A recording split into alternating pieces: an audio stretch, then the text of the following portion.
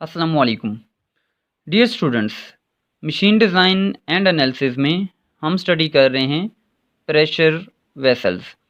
हमारा आज का टॉपिक है failure of thin cylindrical shell along transverse section, यानी कि जब सिलेंडर डायामीटर के रुख फटता है या टूटता है तो उस वक्त उसके अंदर पैदा होने वाली स्ट्रेस और उसकी कैलकुलेशंस।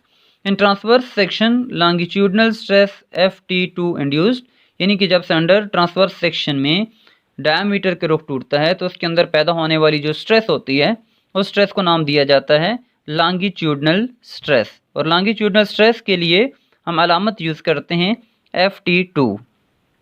अकॉर्डिंग टू डायग्राम हम लेट करेंगे D डिनोट कर रहा है इंटरनल डायामीटर ऑफ शेल को और T जो है वो डिनोट कर रहा है वॉल थिकनेस को। अभी चूंकि हमने देखा कि ट्रांसवर्स सेक्शन के अंदर लॉन्गिट्यूडनल स्ट्रेस पैदा होती है तो अब हम कैलकुलेट करेंगे कि Ft2 को कैसे फाइंड आउट किया जा सकता है, उसका क्या फार्मूला बनेगा। Ft2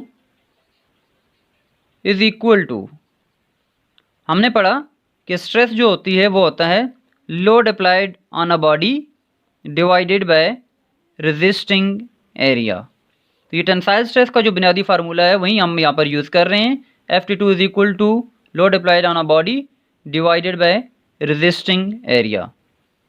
इसको हम नाम दे देते हैं इक्वेशन नंबर 1।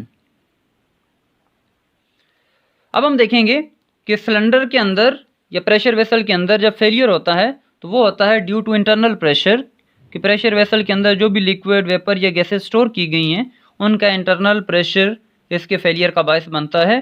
तो इंटरनल प्रेशर का फार्मूला हम जानते हैं पहले से।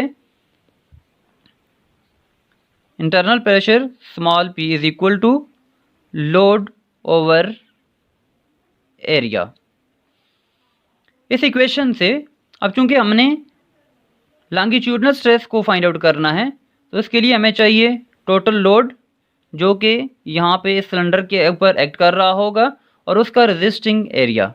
तो टोटल लोड है वो हम फाइंड आउट करेंगे प्रेशर वाले फार्मूले से, कि ये हमने इंटरनल प्रेशर के फार्मूले को यूज़ करना है।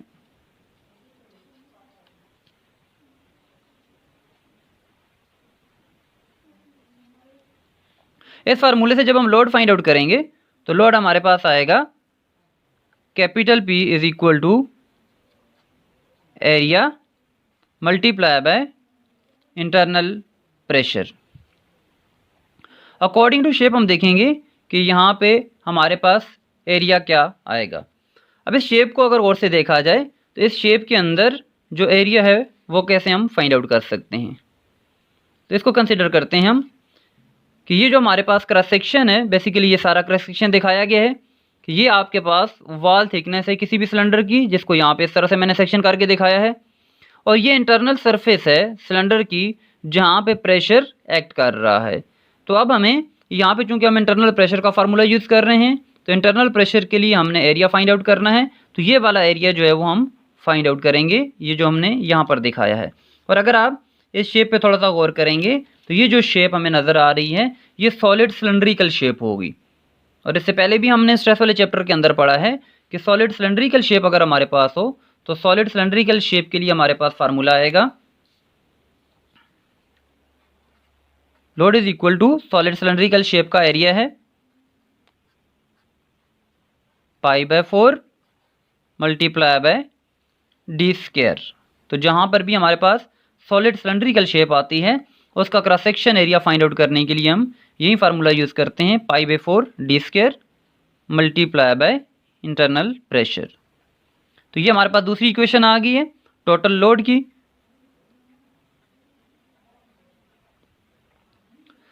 अब हमें चाहिए resisting area Ft2 find out करने के लिए। अप्लाइड लोड जो हमने फाइंड आउट कर लिया, उसके बाद अब हमें चाहिए रेजिस्टिंग एरिया।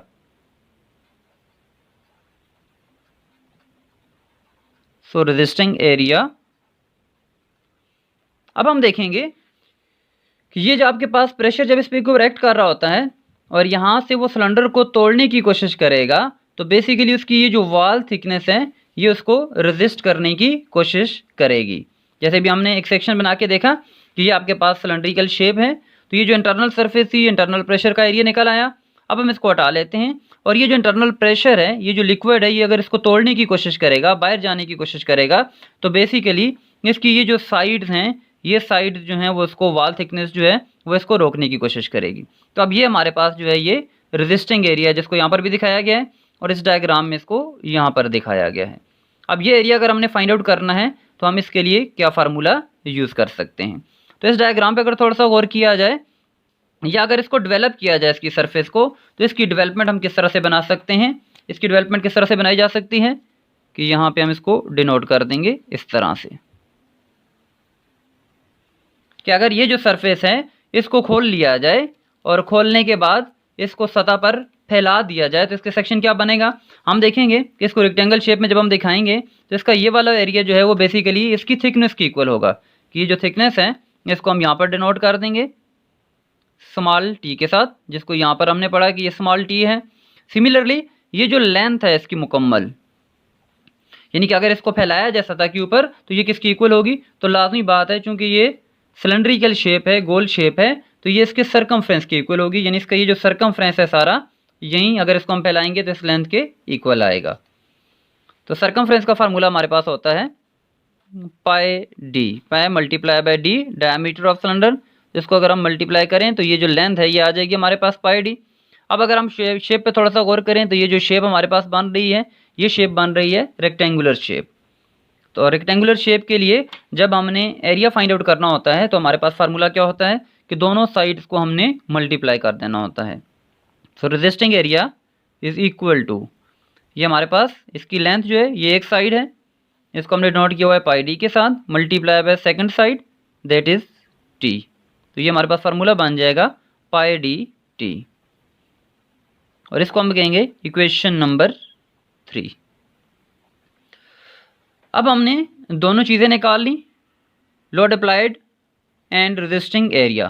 तो ये जो लोड अप्लाइड और रेजिस्टिंग एरिया हमने निकाला है इसको हम पुट कर लेते हैं इक्वेशन नंबर 1 में by putting equation 2 and equation 3 in equation 1। Equation 2 से लोड और इक्वेशन 3 से रेजिस्टिंग एरिया का जो फार्मूला हमने निकाला था उसको हम इक्वेशन नंबर 1 में पुट कर लेते हैं। इक्वेशन नंबर 1 है हमारे पास Ft2 longitudinal stress is equal to load applied divided by resisting area. Load applied हमारे पास है pi by 4 d square into P,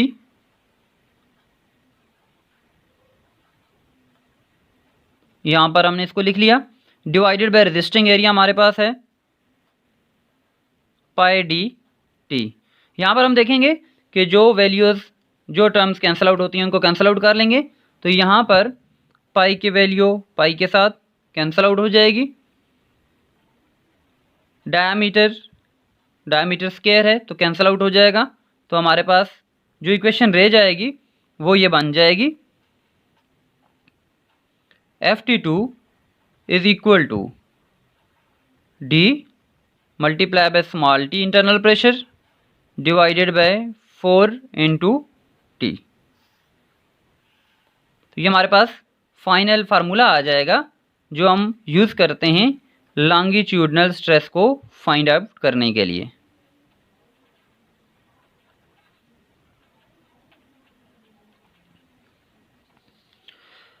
अब ये जो फार्मूला हमारे पास आया है Ft2 is equal to d p over 4T, ये फार्मूला हम यूज़ करते हैं थिन सिलेंड्रिकल शेल्स के लिए। लेकिन जब हम बात करेंगे बॉयलर शेल्स की तो हम जानते हैं कि बॉयलर शेल्स का जो स्ट्रक्चर है वो मुख्तलिफ प्लेटों को वेल्ड करके जोड़ने से बनाया जाता है।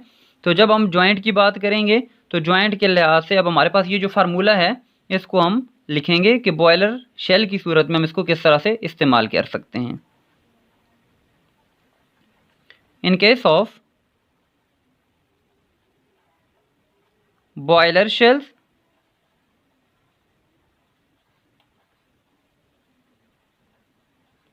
efficiency of the joint is taken into account. अब हम देखेंगे कि जिस बॉयलर शेल की डिज़ाइनिंग की जा रही है, जिसकी स्ट्रेस फाइंड आउट करने की बात हो रही है, उस बॉयलर शेल की एफिशिएंसी क्या होगी, उसके लिहाज से हम लॉन्गिट्यूडनल स्ट्रेस को फाइंड आउट करेंगे। तो अब हमारे पास फार्मूला बनेगा Ft2 is equal to internal diameter of cylinder multiply by internal pressure divided by 4 into wall thickness T। इन वॉल थिकनेस T 4T के साथ हम यहीं पर मल्टीप्लाई करेंगे एफिशिएंसी को। तो अब हमारे पास फार्मूला बन गया Ft2 is equal to dP over 4T into eta.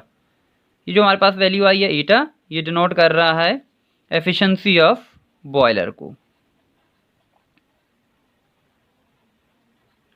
Efficiency of boiler. तो डियर स्टूडेंट्स, अभी हमने देखा कि failure of thin cylindrical shell along transverse section, कि अगर इसका जो फेलियर है वो ट्रांसवर्स सेक्शन के अंदर होता है, तो ट्रांसवर्स सेक्शन में जब फेलियर होगा तो हम जानते हैं कि उसके अंदर जो स्ट्रेस है वो Ft2 इंड्यूस्ड होती है, लॉन्गिट्यूडनल स्ट्रेस। इसको फाइंड आउट करने के लिए Ft2 is equal to load over resisting area किया। इंटरनल प्रेशर की वजह से हमारे पास लोड आया π/4 d² into internal pressure.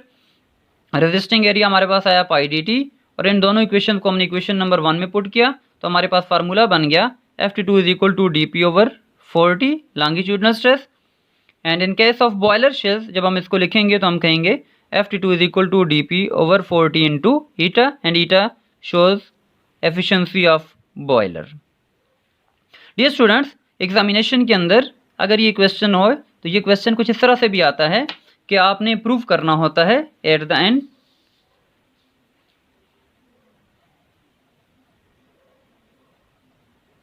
prove that